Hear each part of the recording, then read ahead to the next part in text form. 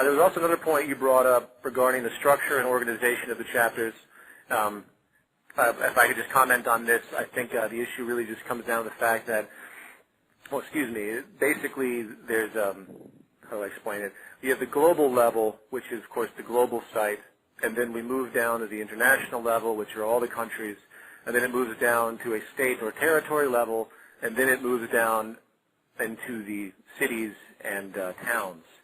And each level becomes the jurisdiction of the official chapter at each point. In other words, the global chapter is the world official chapter, if you will, which is also the United States global chapter.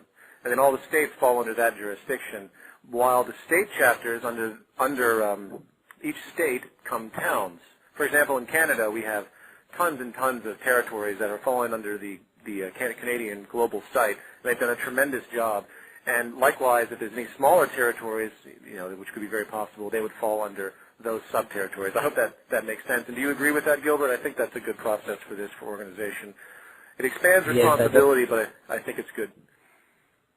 I definitely agree. And I would comment about that a little bit later in the segment. I realize we don't have a lot of time left, but sure. I do have some comments left for this topic in the next part of this short half hour. Oh, sure.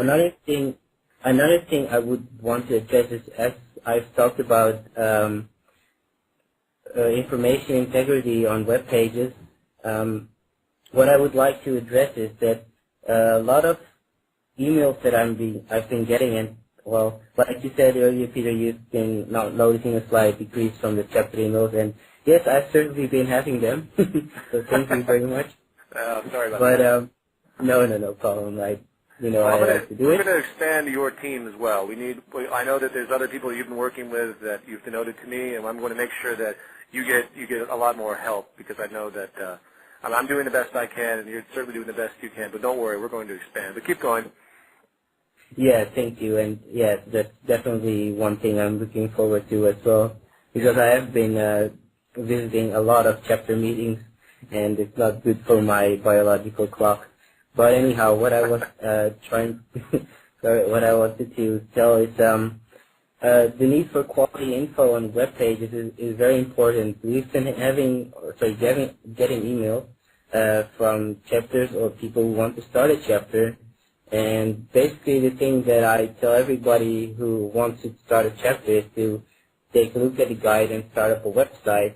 But sometimes when viewing a website, it's very nicely structured and has an awesome template, but it doesn't have the correct information on there. And I just want to express that if your ambition is to be an official chapter for us or represent the movement in your area in whatever way, there is a need for certain topics of information, and that is the understandings, which are very important to the movement and the message we're trying to spread.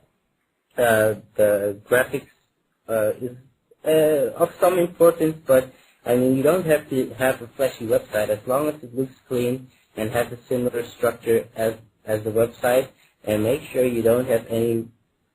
I'm sorry that I have to say this, but I have seen a couple of websites who had ridiculous information on them, and please try to keep it as clean as possible, because when I'm reviewing this website, it is very important that the people who come to your webpage get the right impression from the movement right away. So if you're not an official chapter, you have a bit more freedom, but if you're representing us on this local or regional or state level, it's very important. I just wanted to address that really quickly.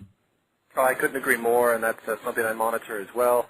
Not as frequently as I need to, but absolutely, obviously that's a very important thing. I want the chapters to be custom. I don't want them to be just mirrors, especially the websites. In other words, I want there to be an organic quality to them, and there are some great sites out there that are giving regional information, and that's of course very important as well. But no, you're absolutely right. There are prerequisites, and we need initially all these chapters to follow these.